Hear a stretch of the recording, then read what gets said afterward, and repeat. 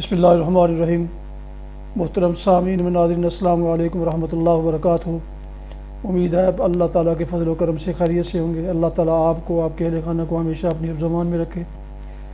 راہ ہدایت و نجات کے سلسلے کا ولاگ القرآن و حدیث پیش کرنے جا رہا ہوں۔ شروع کرتے ہیں القرآن و حدیث۔ اعوذ باللہ من الشیطان الرجیم، بسم اللہ الرحمن الرحیم۔ فَبِمَا رَحْمَةٍ مِّنَ اللَّهِ لِنتَ لَهُمْ وَلَوْ كُنْتَ فَظًّا غَلِيظَ الْقَلْبِ لَانفَضُّوا مِنْ حَوْلِكَ فَاعْفُ عَنْهُمْ وَاسْتَغْفِرْ لَهُمْ وَشَاوِرْهُمْ فِي الْأَمْرِ فَإِذَا عَزَمْتَ فَتَوَكَّلْ عَلَى اللَّهِ إِنَّ اللَّهَ يُحِبُّ الْمُتَوَكِّلِينَ۔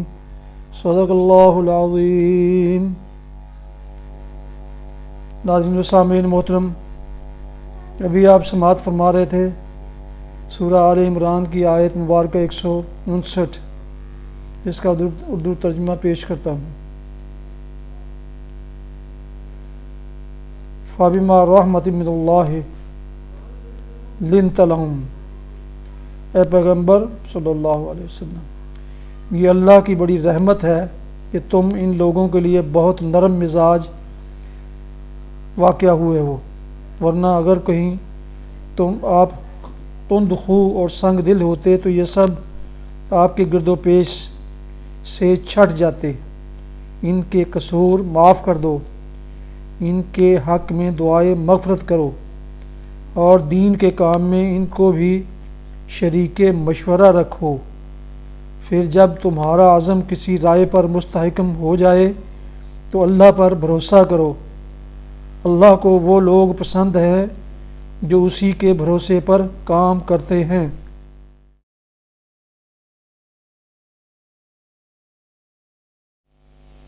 آج کی حدیث مبارکہ سماعت فرمائیے۔ حضرت ابو ہریرہ رضی اللہ عنہ سے روایت ہے، رسول اللہ صلی اللہ علیہ وسلم نے فرمایا، جب کوئی آدمی یہ کہے کہ لوگ تباہ ہو گئے تو وہ ان میں سب سے زیادہ تباہ ہونے والا ہے۔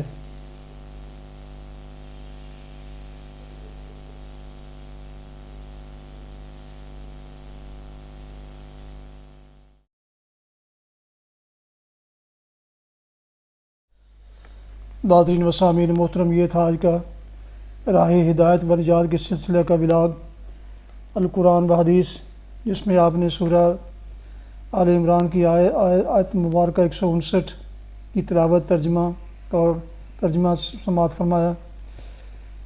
اس کے علاوہ ایک حدیث مبارکہ بھی آپ کی خدمت میں پیش کی گئی۔ خوش نصیب ہیں وہ دوست جنہوں نے ابھی میرے اس چینل کو پہلے سے سبسکرائب کیا ہوا ہے، کیونکہ وہ ہر صبح ان کو ایک نیا ولاگ القرآن و حدیث یا درس قرآن مجید کی حالت میں انہیں مل جاتا ہے، اور وہ خزانوں سے جھولیاں بھرتے ہیں۔ لہٰذا جن دوستوں نے ابھی تک میرے یوٹیوب چینل راہ ہدایت کو سبسکرائب نہیں کیا، وہ سبسکرائب کر کے، لائک کر کے، بیل آئیکن کو ضرور پریس کر لیں، تاکہ آئندہ آنے والے ایسے روحانی اور قرآنی ولاگز ان تک باقاعدہ اور بروقت پہنچتے رہیں اور وہ اس سے محروم نہ ہوں، ان نیکیوں بڑے خزانوں سے محروم نہ رہیں۔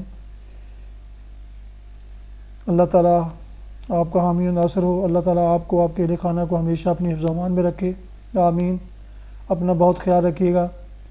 دعاؤں میں پاک وطن، والدین، اعزاء و اقارب، دوست و احباب کے علاوہ اس ناچیز کو بھی اگر شامل کر لیں تو انتہائی مشکور ہوں گا ذاتی طور پر۔ السلام علیکم ورحمۃ اللہ وبرکاتہ۔